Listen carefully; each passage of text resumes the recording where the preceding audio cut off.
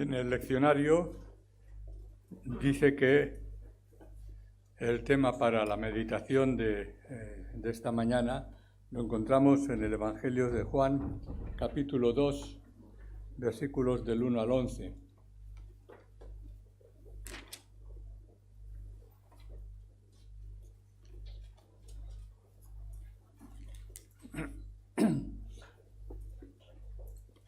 Es un pasaje que todos conocemos muy bien y vamos a meditar en él, a ver qué podemos extraer de él para nuestro crecimiento personal. Dice Juan 2, del 1 al 11, al tercer día se hicieron unas bodas en Caná de Galilea y estaba allí la madre de Jesús. Y fueron también invitados a las bodas Jesús y sus discípulos, y faltando el vino, la madre de Jesús le dijo, no tienen vino. Jesús le dijo, ¿qué tienes conmigo, mujer? Aún no ha venido mi hora. Su madre dijo a los que servían, haced todo lo que os dijere. Y estaban allí 6 tinajas de piedra para agua, conforme al rito de la purificación de los judíos, en cada una de las cuales cabían 2 o 3 cántaros. Jesús les dijo, llenad estas tinajas de agua. Y las llenaron hasta arriba. Entonces les dijo, sacad ahora y llevadlo al maestresala. Y se lo llevaron. Cuando el maestresala probó el agua hecha vino, sin saber él de dónde era, aunque lo sabían los sirvientes que habían sacado el agua, llamó al esposo y le dijo, todo hombre sirve primero el buen vino, y cuando ya han bebido mucho, entonces el inferior. Mas tú has reservado el buen vino hasta ahora. Este principio de señales hizo Jesús en Caná de Galilea y manifestó su gloria, y sus discípulos creyeron en él. Bien, pues como vemos, nuestro Señor Jesucristo y sus discípulos fueron a una ceremonia de bodas, que era una ceremonia judía, como es de suponer, y en ella hay algunos aspectos que son interesantes, que podemos reseñar aquí. El festejo de boda se componía de una ceremonia que se llevaba a cabo la misma noche de la fiesta, de la boda, y hacían una escolta de la pareja por las calles hasta el hogar, donde se celebraba la boda. O sea, la procesión normalmente se realizaba de noche, y para ello entonces se empleaban antorchas y se tomaba la ruta más larga hasta el hogar. O sea, que buscaban el camino que tardaran más en llegar hasta el sitio. Así es que la intención era no es otra, sino que se trataba de llamar la atención y permitir que toda la comunidad fuera participante de esa fiesta, de esa alegría. La casa estaba abierta durante toda una semana, o sea que una boda duraba una semana. Era realmente un motivo festivo importante. Y era la ceremonia de boda que suponía una celebración, pues como digo, muy extensa, y había un espíritu alegre y festivo del que participaba toda la comunidad, o sea, todo el pueblo, o por lo menos todos los vecinos que estaban cerca. Toda la semana la pareja vestía su ropa de bodas, traje y túnica, no como ahora que se compra un traje carísimo y luego se queda allí recogiendo polvo, ¿verdad? Entonces se disfrutaba durante toda la semana y entonces se dedicaban a entretener a los huéspedes. Se esperaba que toda la comunidad participara y celebrara con la pareja esa felicidad, ese día tan especial. Hay un tema que yo quiero traer, dejarla de soslayo también, pero que denota un aspecto que me llama poderosamente la atención. Lo encontramos en el libro del Deuteronomio, capítulo 24, versículo 5. Ahí se nos dice que cuando alguien esté recién casado, eso es las órdenes y las leyes que Dios estableció en el Deuteronomio, cuando alguien esté recién casado, no saldrá a la guerra, ni en ninguna cosa que se le ocupará, que le pueda distraer. Quedará libre en su casa durante un año para alegrar a la mujer que tomó. No sé qué os sugiere, porque eso está incluido en el propósito de Dios para una fiesta tan especial como es una boda. Y evidentemente yo creo que esto nos trae serias reflexiones respecto a lo que estamos viendo hoy sobre el valor que tiene la mujer en la sociedad, como un vehículo de utilización, de consumo, de alguien que, en cambio, Dios tiene un cuidado muy especial y quiere que tengamos también ese cuidado especial para nuestras esposas, para aquellas mujeres en las cuales el Señor, pues, no mujeres, sino la mujer que el Señor puso en nuestra vida. Bueno, lo reseño porque creo que es una reflexión que debemos de llevarnos a casa los hombres. No sé cómo tratamos a nuestras mujeres, pero no las dejemos hablar porque seguramente van a decirnos cosas que no nos van a gustar. Pero hermanos, esto es el propósito que tenía Dios y esa es la forma en que Dios ve el lugar de la mujer dentro de la sociedad, un lugar muy prominente. Lo he dicho muchas veces, creo que os lo he explicado ya varias veces, pero hoy día en Israel no hace falta estar esperando 5 o 10 años, un tiempo, para tener la ciudadanía hebrea. Solamente tienes que demostrar que tu madre o tu abuela, la mujer, es judía. Bueno, pero el padre no cuenta. Bueno, creo que son ideas y pensamientos que debemos de gobernar en nuestro corazón y en nuestra mente para redescubrir el valor importante que tenéis las mujeres en la voluntad y en el corazón de nuestro buen Dios. Así es que alguien ha dicho que la mujer es el motor. El otro día estaba viendo no quiero entretenerme mucho en esto, pero me llamó la atención. Un ortodoxo judío explicaba que el matrimonio es como tener un coche de alta gama, un coche de esos carísimos. Y la mujer en ese coche, por muy bonito que sea el coche, la mujer es el motor. O sea, tú tienes un coche precioso, pero no tiene motor, no vas a ningún lado. Así es que son ideas y pensamientos que están en el pensamiento de los ortodoxos judíos. Y creo que Caná era un pueblo pequeño, se cree que estaba en las colinas de Galilea, ya que una persona bajó de Caná a Capernaum, o sea que estaba cerca de Capernaum y también muy cerca de Nazaret. Y según el padre Jerónimo de la iglesia primitiva, la ciudad podía verse desde Nazaret. Los que hemos tenido el privilegio de visitar esas tierras, pues recordamos cómo visitamos la ciudad de Nazaret y visitamos también la ciudad, el pueblo, esta aldea entonces de Caná. Y realmente pues es interesante pisar esos territorios que no son tan entrañables a la luz de la palabra de Dios. No se sabe mucho de Caná en aquel tiempo. Solamente Juan habla de Caná de Galilea, no aparece en ningún otro lugar de la Biblia y sobre todo este acontecimiento pues nos muestra el poder creador que tiene nuestro Señor Jesucristo, ese poder importante que, como veremos, nos afecta de una forma directa como hijos de Dios y como discípulos suyos. Así es que lo más importante que vemos aquí es ese poder que por primera vez podían constatar en Jesús en aquel tiempo que hemos leído en estos 11 versículos. Así es que este fue el primer milagro realizado por Jesús. Demostró su verdadero propósito al venir a la tierra. El propósito era mostrar el poder de Dios, ese poder creador, porque Dios lo ha creado todo, Dios ha hecho todas las cosas.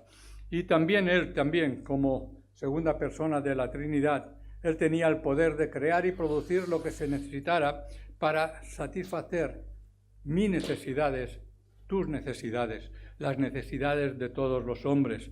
Y esto es algo que queda patente y latente en este pasaje. Vemos pues en el versículo 1 y 2 una boda que se celebra en Caná de Galilea. El versículo 3 al 5 veremos la preocupación del poder creador de Jesús. Y el versículo de 6 al 8 veremos la revelación de ese poder creador de Jesús, cómo se manifiesta, que produce efectos en sus discípulos y creyeron en Él. y finalmente los resultados de ese poder creador de nuestro Señor Jesucristo, los versículos 9 al 11. Así es que en los versículos 1 y 2 se nos dice que se hicieron unas bodas en Caná. La boda se llevó a cabo al tercer día en que Jesús llegó a Galilea. Y también, según vemos en los versículos anteriores, nuestro Señor Jesucristo, pues 2 días antes, tuvo un encuentro con Natanael, un encuentro que fue muy interesante y importante para la vida de Natanael. En esa boda estaba María, la madre de Jesús, que guardaba todas las cosas que estaba experimentando en su corazón. Es muy interesante cómo Juan reseña todo esto y María pues calla, no dice nada. Pero ya varias veces ya había dicho esto Juan respecto del pensamiento de María. Es interesante que no se nombre a José.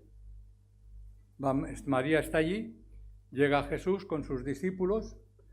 Bueno, pues la mayoría de los comentaristas opinan que seguramente José ya había muerto. Así es que por eso no se le nombra en esta fiesta tan especial.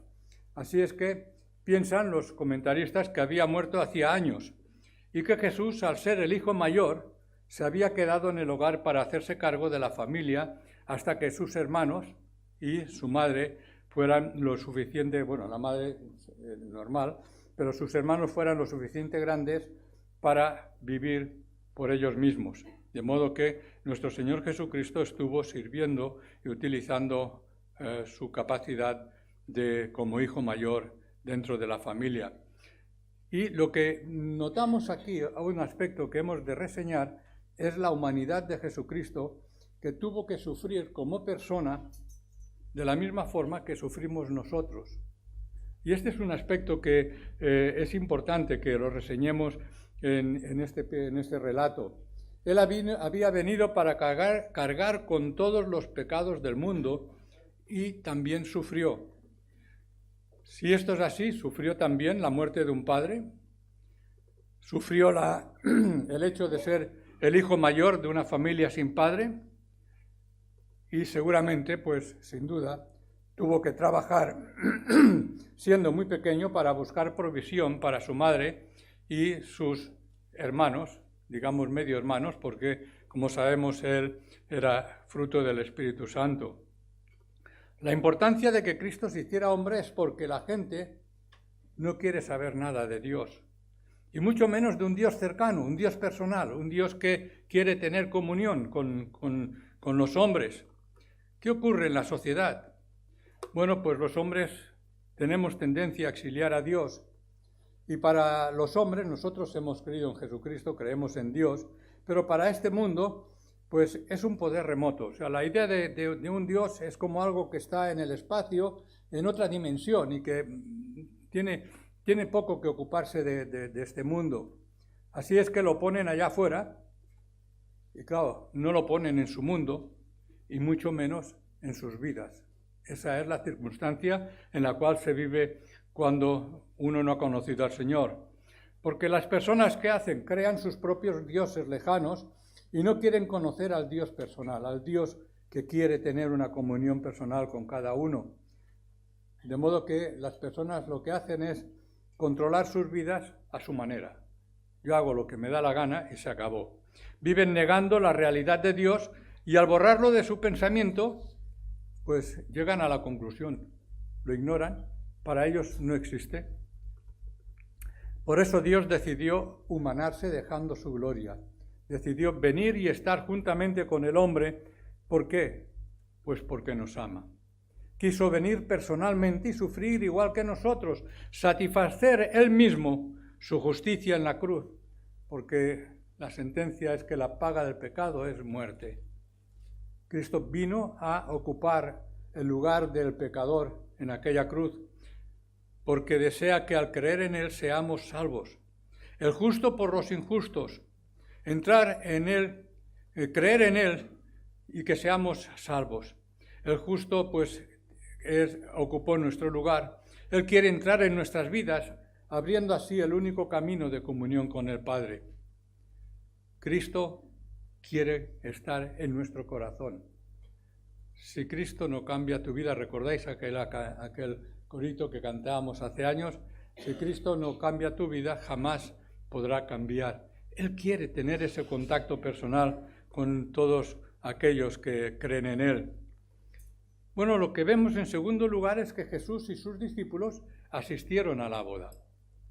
Ellos estaban allí, porque la boda era un momento feliz, alegre, y era uno de los principales acontecimientos que ocurrían en aquella sociedad.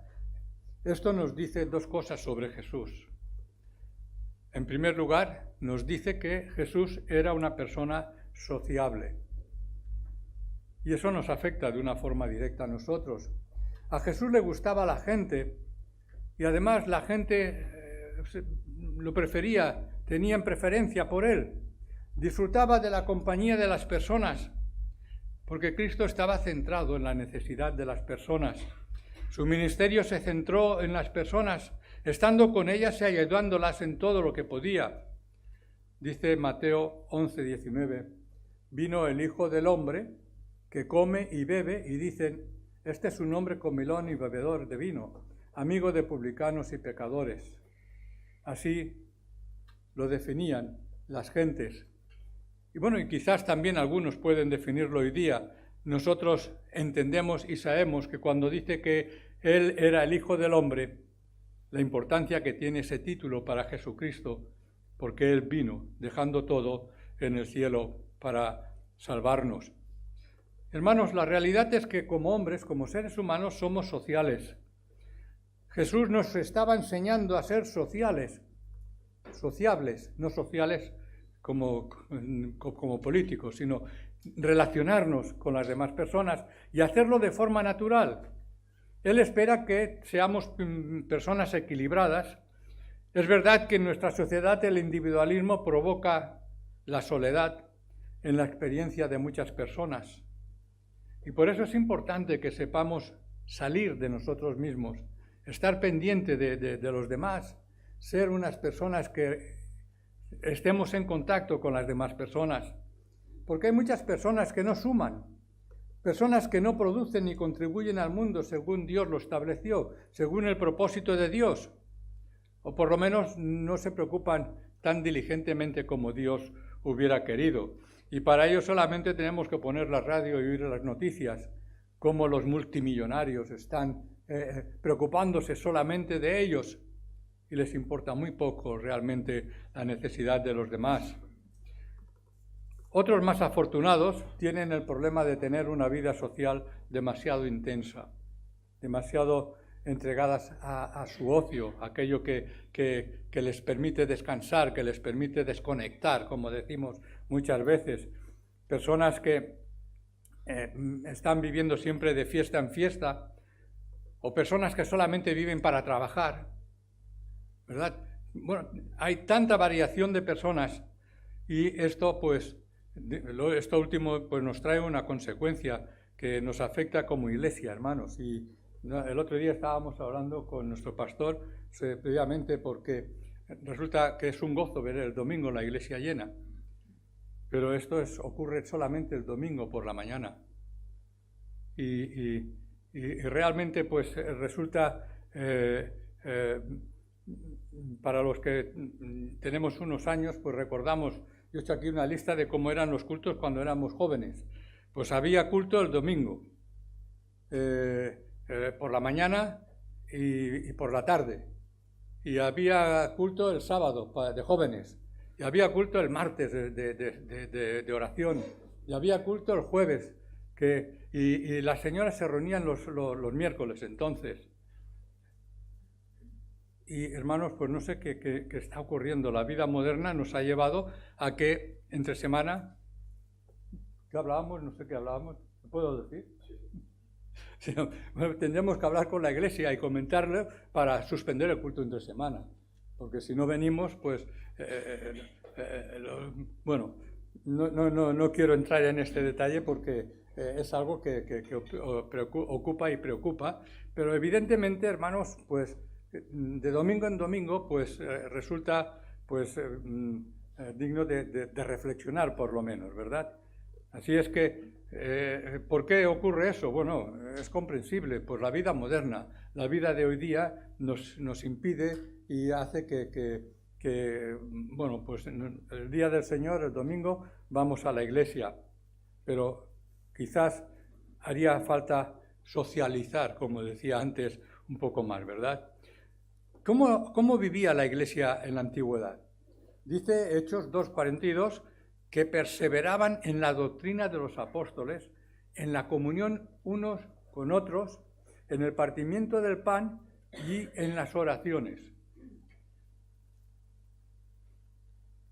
Va pasando por mi mente una cosa que se llama WhatsApp y eso permite que tengamos cierto contacto entre semana y podamos comunicarnos, pero hace falta algo mucho más importante, ¿no? Dice el apóstol Pablo en Romanos 12:13, compartiendo para las necesidades de los santos, practicando la hospitalidad. En 1 Corintios 10:27, si algún incrédulo os invita y queréis ir, de todo lo que se os ponga delante comed, sin preguntar nada por motivos de conciencia. Bueno, es que si nos invitan nos gusta ir, esa es la verdad, ¿verdad? Pero hospedaos los unos a los otros sin murmuraciones. Compañeros soy yo, Salmo 119, compañeros soy yo de todos los que te temen y guardan tus mandamientos. Bueno, hermanos, hay toda una serie de textos y no quiero alargar excesivamente este punto, porque nuestro Señor Jesucristo, al asistir a las bodas, nos muestra pues cosas que son importantes y que hemos de tener muy presente también en nuestra vida y ver si realmente estamos ocupando el tiempo que el Señor nos dice. Bueno, dejo esta reflexión a un lado. Otro aspecto que vemos en este pasaje es que Jesús honró el matrimonio. Demostró su aprobación y honor de dos maneras. En primer lugar, asistiendo al festejo de la boda y en segundo lugar, satisfaciendo la urgente necesidad del novio. Se habían quedado sin vino. Era un problema en aquella sociedad y en aquel momento. Así es que Jesús honró y bendijo el matrimonio con su presencia. Él fue invitado a las bodas. Y debió de ser verdaderamente invitado a la boda porque antes de poder bendecirla, he aquí yo estoy a la puerta y llamo, si alguno oye mi voz y abre la puerta, entraré a él y cenaré con él y él conmigo. Mas a todos los que le recibieron, a los que creen en su nombre, Juan 1:12, les dio potestad de ser hechos hijos de Dios, porque todo aquel que invocare el nombre del Señor será salvo. Hermanos, yo cuando meditaba y reflexionaba sobre el hecho de que el Señor con su presencia bendijo, honró el matrimonio, me estaba recordando, no sé si Consuelo se acordará, perdonad que os diga algo de nuestra experiencia, el día que nos casamos, cuando llegamos a Monís de Rey, ¿ya no te acuerdas qué hicimos? Orar. Nos pusimos uno a cada lado de la cama y nos arrodillamos delante del Señor y pedimos la ayuda para nuestro matrimonio. Algo ha hecho el Señor, porque llevamos 55 años soportándonos. Pero gloria a Dios, el Señor pues honra el matrimonio y es algo que debemos de tener presente también en nuestra vida. Jesucristo cuida de las preocupaciones sociales. Eso lo vemos aquí en este pasaje, versículo 3 al 5. Su madre dijo a los que servían, haced todo lo que os dijere. Y estaban allí 6 tinajas de piedra para agua, conforme al rito de la purificación de los judíos, en cada una de las cuales cabían 2 o 3 cántaros. María tenía una participación activa en la boda. Era alguien familiar muy cercano y había alguien que supervisaba los asuntos caseros, alguien que se preocupaba de que hubiera comida, de que hubieran cosas y que la boda pues no decayera, sino que estuviera muy animada. Pero al parecer María estaba ayudando pues de una forma clara. Y podemos ver 3 cosas aquí en la preocupación de María. La necesidad que surgió era bastante seria, ya que se había terminado el vino y la celebración acababa de empezar. O sea, el primer día ya se acabó el vino y esto era muy serio. Entonces, ¿qué vamos a hacer? Todavía falta toda una semana de celebración y la pareja tenía que tener la casa abierta y brindar el vino de los manjares por toda la semana. Pues, ¿qué iban a hacer? Así es que debemos de recordar la importancia del vino en el Medio Oriente. El agua libre de gérmenes era escasa y se la usaba solo cuando era necesario.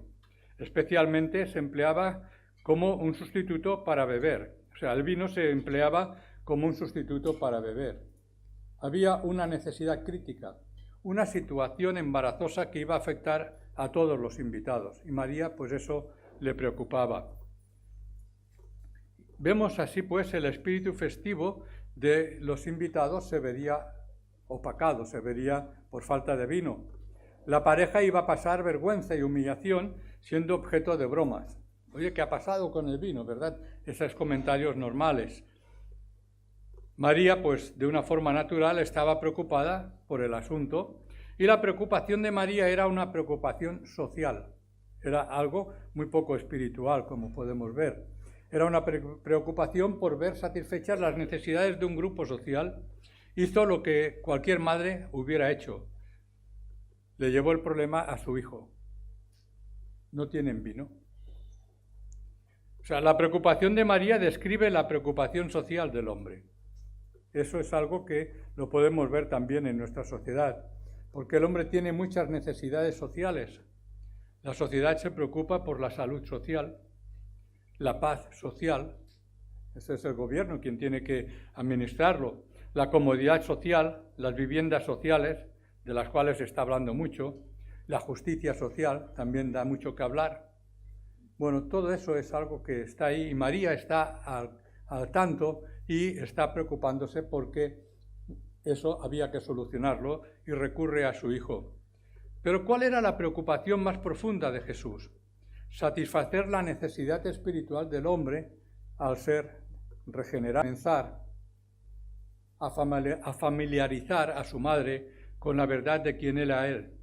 Él era el Hijo de Dios que había venido al mundo para vivir una hora en particular, un momento importante y crucial, la cruz. Ni María ni nadie comprendía la persona de Jesús. No entendían cuál era la misión de nuestro Señor Jesucristo. Así es que nuestro Señor Jesucristo, ya al inicio de su ministerio, empezó a enseñarles a todos, y en particular a su propia madre, porque la amaba, a qué había venido a este mundo, porque venían momentos muy duros cuando llegara su hora. Quería hacer todo lo posible para preparar a todos del terrible dolor que iba a venir al llegar la hora de Jesucristo, porque era verdaderamente el Hijo de Dios.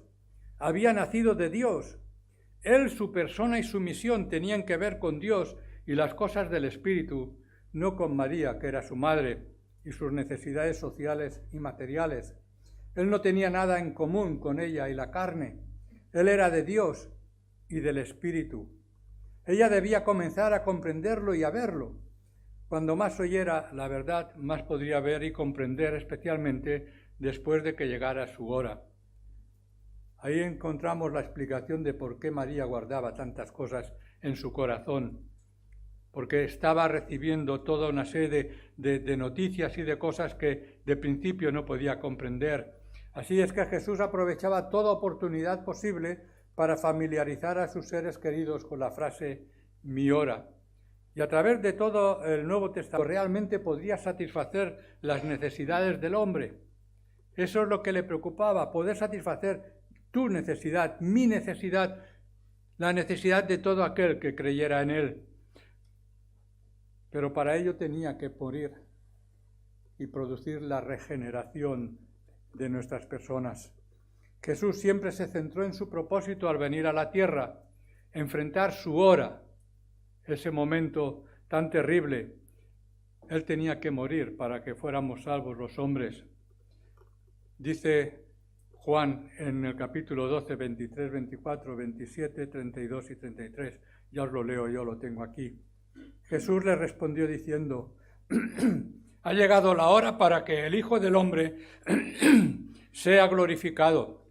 De cierto os digo, que si el grano de trigo no cae en la tierra y muere, queda solo, pero si muere, lleva mucho fruto. Ahora está turbada mi alma, ¿y qué diré? Padre, sálvame de esta hora, mas para esto he llegado a esta hora. Y yo, si fuere levantado de la tierra, a todos atraeré a mí mismo. Y decía esto dando a entender de qué muerte iba a morir. Esta es la realidad y la esencia de la misión de nuestro Señor Jesucristo al venir a este mundo.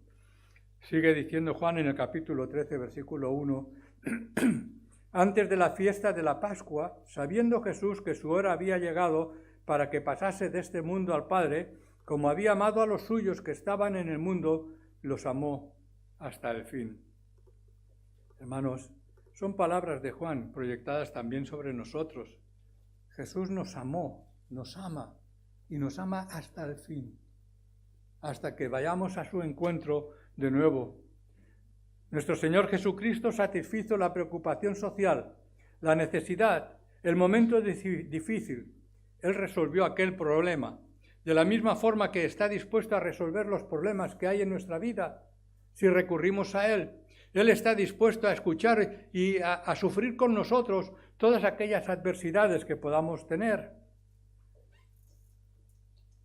Nuestro Señor Jesucristo no se detuvo solamente ahí. Satisfacer las necesidades materiales y físicas de la sociedad no es suficiente.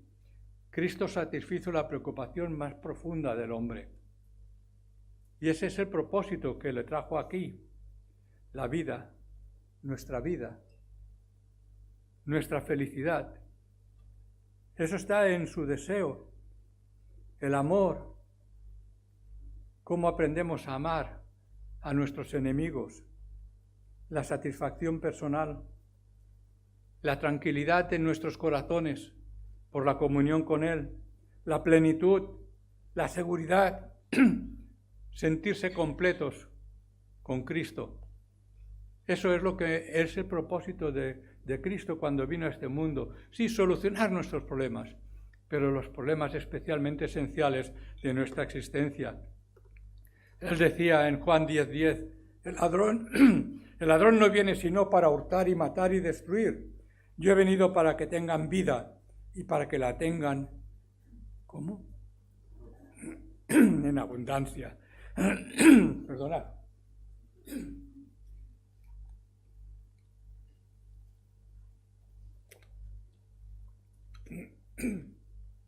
Es agua, no se ha convertido en vino. En Juan 15:11, nuestro Señor Jesucristo dice, estas cosas os he hablado para que mi gozo esté en vosotros y vuestro gozo sea cumplido. Hermanos, el otro aspecto que tenemos en este relato que tenemos de las bodas de Caná es la confianza de María que tenía con su hijo. Era de noche y no se podía comprar vino. Era impensable que María le pidiera a Jesús que realizara un milagro. No estaba en la mente de ella. Así es que sabemos que todavía no había realizado ninguno, por lo que sabemos. Lo que ella estaba haciendo era buscar su ayuda, al pedirle que se ocupara del asunto. Quizás él podía lograr que algún mercader abriera su tienda y así satisfacer la necesidad. Jesús estaba siempre ayudando a María en todas las necesidades del hogar. Así es que ella recurre en su hijo. Quizás él podía conseguir vino de algunos vecinos, sabía de alguien que tuviera disposición. Lo que vemos claramente es que María tenía plena confianza en su hijo. No sé si tenemos nosotros esa confianza en nuestro Señor Jesucristo. Jesús vio la oportunidad de demostrar su poder creador, el tipo de poder necesario para satisfacer la necesidad de regeneración del hombre. Aquí vemos el poder majestuoso de Jesucristo. En Juan 4:34 dice, Jesús les dijo, mi comida es que haga la voluntad del que me envió y que acabe su obra.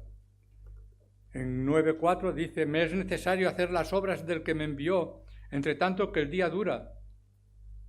La noche viene cuando nadie puede trabajar. Bueno, tengo toda una serie de textos que insisten y nos hablan acerca de esa realidad de lo que supone la vida de nuestro Señor Jesucristo en nuestra vida, o nuestra vida en la de sus manos. Versículos 6 al 8. Vamos a ir terminando porque pasa el tiempo. La revelación del poder creador de Jesús. Y estaban allí 6 tinajas de piedra para agua, conforme al rito de la purificación de los judíos, en cada una de las cuales cabían 2 o 3 cántaros. Jesús les dijo llenarlas. Bueno, hemos leído anteriormente. Las tinajas se usaban tanto para beber agua como para que los judíos se purificaran y se lavaran en todos sus ritos. O sea, la limpieza ceremonial y religiosa de las manos y de los utensilios. Cuando un judío veía una tinaja, sabía que estaba allí para satisfacer su sed y para su limpieza religiosa. Así es que Jesús utilizó las tinajas para demostrar que Él tenía poder de purificar, de limpiar, de satisfacer a los hombres, crear y producir lo que fuera necesario para limpiar y satisfacer a los hombres. Jesucristo, dice Apocalipsis 1:5, el testigo fiel, el primogénito de los muertos y el soberano de los reyes de la tierra, al que nos amó y nos lavó de nuestros pecados con su sangre. Y en Tito 3:5 nos dice, no por obras de justicia que nosotros hubiéramos hecho, sino por su misericordia, por el lavamiento de la regeneración y por la renovación en el Espíritu Santo. Dice el apóstol Pablo, ¿no sabéis que los injustos no heredarán el reino de Dios? No erréis, ni los fornicarios, ni los idólatras, ni los adúlteros, ni los afeminados, ni los que se echan con varones, ni los ladrones, ni los avaros, ni los borrachos, ni los maldicientes, ni los estafadores heredarán el reino de Dios. Y esto erais algunos, mas ya habéis sido lavados, ya habéis sido santificados, ya habéis sido justificados en el nombre del Señor Jesús y por el Espíritu de nuestro Dios. Así es que eso es lo que hace Cristo en la vida de aquellos que entregamos nuestro corazón y nuestra razón de vivir en sus manos.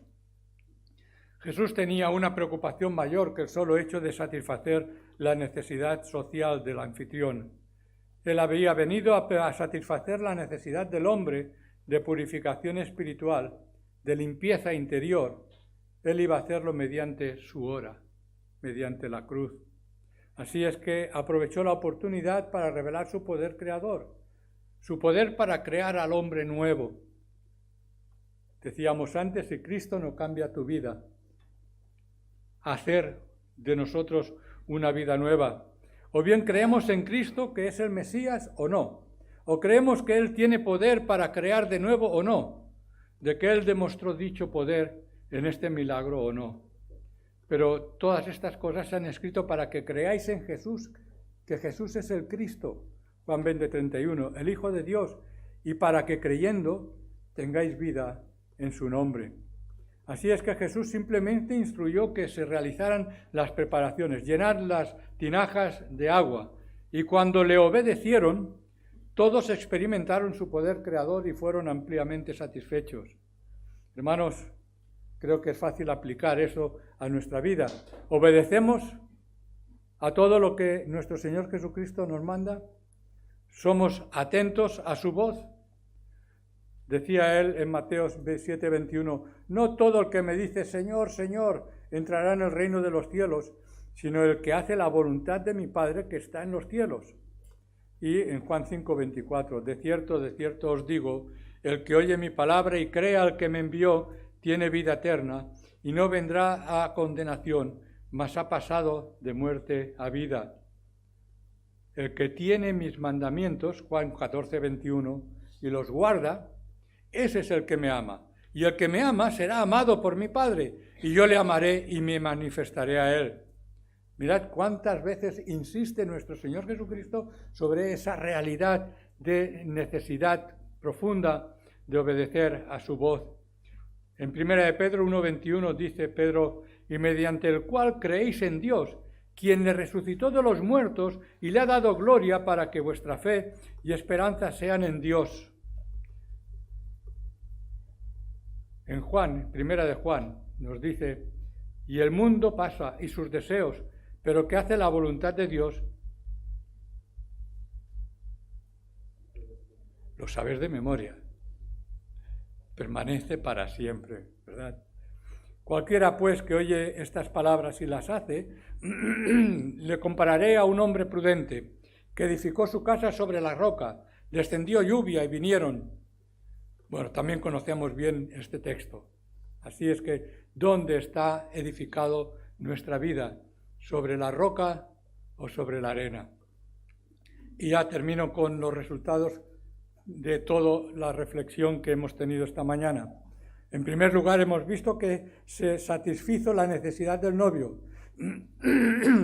Se proveyó lo que él necesitaba. En segundo lugar, hemos visto que se reveló la gloria de Cristo, se mostró su poder para crear, transformando el vino. Y finalmente, en ese versículo final, la fe de los discípulos se vio fortalecida. Ellos creyeron en él aún más. Él había dado prueba de que era el Mesías. Hubo un personaje llamado Nicodemo que vino a Jesús de noche y le dijo: Rabí, sabemos que has venido de Dios como maestro, porque nadie puede hacer estas señales que tú haces si no está Dios con él. Y muchos de la multitud, en Juan 7:31, creyeron en él y decían: el Cristo, cuando venga, ¿hará más señales que las que éste hace? ¿Cómo creemos en nuestro Señor Jesucristo? ¿Creemos que tiene poder? ¿Creemos que Él quiere dirigir y ayudarnos en todas las cosas? ¿Cómo está Jesucristo en nuestra vida? Que el Señor nos ayude. Amén.